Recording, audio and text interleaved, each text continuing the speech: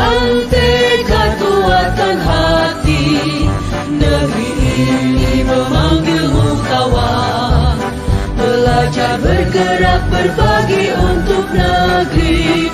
Guru penggerak majukan pendidikan, guru penggerak menghamba pada murid, kreatif rancangan. Selamat pagi Bapak Ibu Bapak sekalian. Assalamualaikum warahmatullahi wabarakatuh. Selamat datang dalam kebersamaan kita di hari ini bersama Ibu calon guru penggerak kita, Ibu Meta, yang pada saat ini akan membawakan diseminasi penerapan budaya positif di SMA Negeri 3 Maluku Tengah. Kepada Ibu Pia Meta disilakan.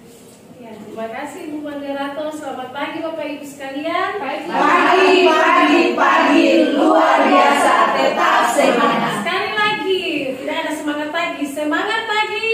Pagi, luar biasa, tetap semangat. Ya, sangat luar biasa semangat pagi Bapak Ibu hari ini sekalian. Ya Bapak Ibu, saya ucapkan terima kasih atas kesediaan waktu dari Bapak Ibu yang sudah hadir di ruangan ini untuk membantu saya berbagi praktik baik bagi Bapak Ibu sebagai rekan sejawat untuk materi yang akan saya sampaikan di hari ini buat Bapak Ibu sekalian tentang diseminasi budaya positif di SMA Negeri 3 Maluku Tengah.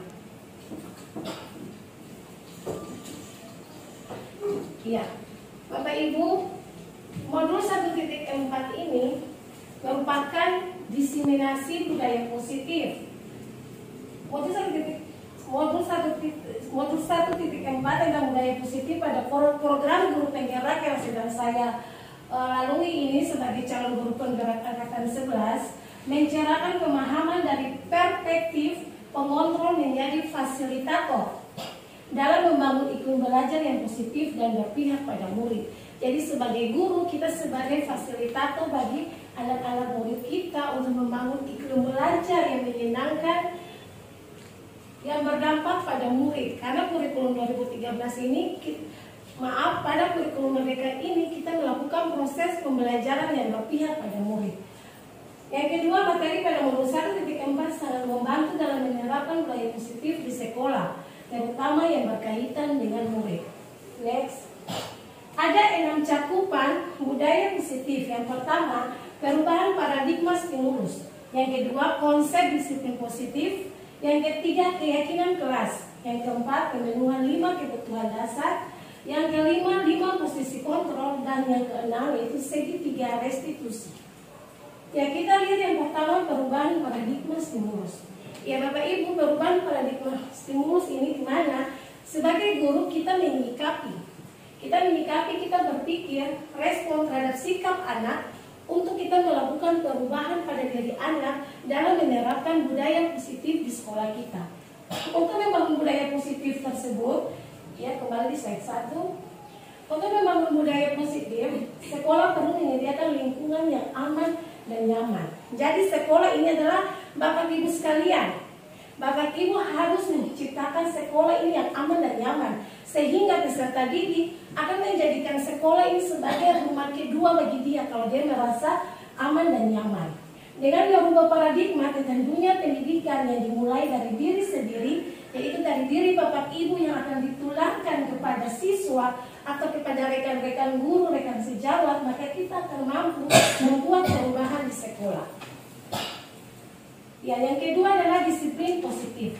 Kata disiplin dimaknai sebagai sesuatu yang dilakukan seseorang pada orang lain untuk mendapatkan kepatuhan dan ketaatan. Yang kedua, disiplin positif adalah suatu tindakan yang memberikan perhatian khusus pada pengembangan disiplin dan tanggung jawab diri dengan pendekatan yang seimbang dan mendukung. Yang ketiga, disiplin positif digunakan untuk memenuhi kebutuhan dasar murid tanpa hukuman dan penghargaan yang bersifat eksternal. Jadi Bapak Ibu, disiplin positif ini identik dengan hukuman dan penghargaan. Jadi kalau kita menerapkan disiplin positif, kita itu selalu memaksakan murid untuk mengikuti apa yang kita mau atau mengikuti aturan yang ada. Kalau murid tidak melakukan, maka biasanya sebagai murid itu kita cenderung memberikan hukuman atau kita menjadikan suatu imbalan. Kalau demikian, maka tidak ada tercipta adanya disiplin positif dalam diri siswa. Karena itu kita memaksakan murid tanpa kita membangkitkan motivasi dalam diri siswa untuk menghargai diri sendiri.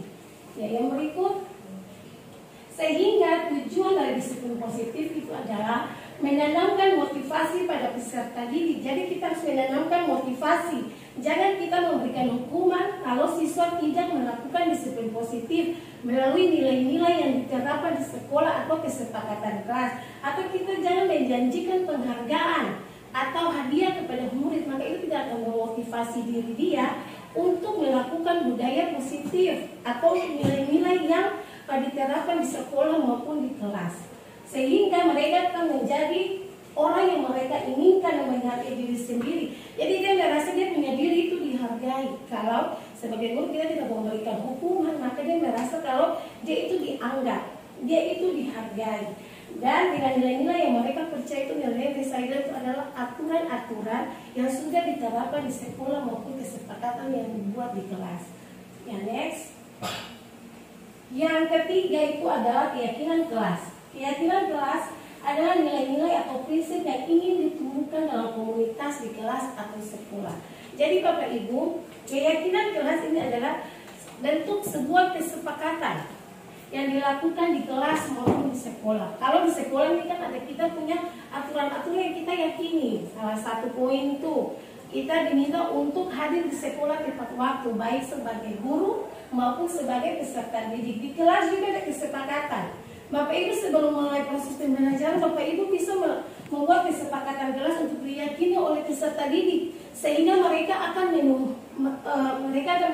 ada rasa tanggung jawab untuk menerapkan kesepakatan itu. Salah satu contoh saya berikan contoh ya Bapak Ibu, keyakinan kelas atau kesepakatan itu siswa teman dilarang berbicara kalau ada teman lain yang berbicara. Jadi dipersilakan berbicara, baru berbicara itu dinamakan. Sebentar lalu. Ya, baik anak-anak, sebelum kita melakukan proses belajar hari ini, kita akan terlebih dahulu melakukan keyakinan kelas. Keyakinan kelas ini sebagai bentuk kesepakatan bersama. Untuk itu, Ibu akan membagikan kertas PIP. Masing-masing akan menuliskan keyakinan di kertas PIP ini dan akan tempelkan di kertas yang sudah Ibu gantung di papan tulis. Bisa paham? Bisa, Ibu. Oke, baik.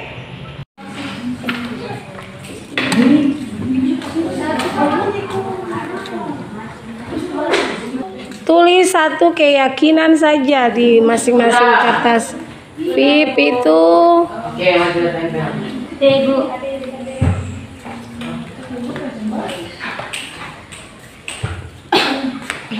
Sudah? Sudah, Ibu. Ya.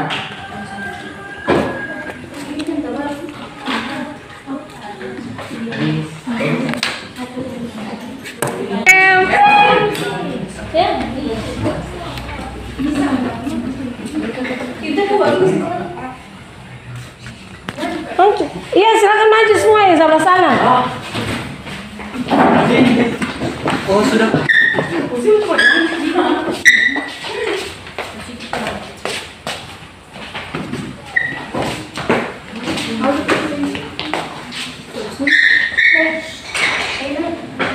Bagian tengah silakan maju tempel.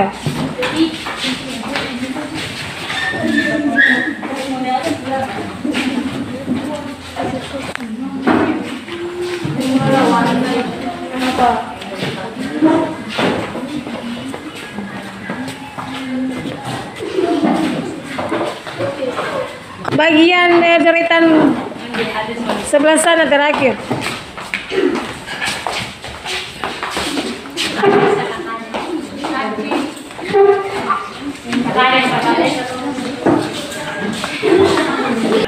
Baik, inilah keyakinan kelas yang sudah kalian buat. Berarti kalian juga harus melakukannya dengan tanggung jawab. Apa yang kalian tulis ini bersumber dari hati, bukan secara paksa. Oke, baik, kita lanjut dengan proses belajar.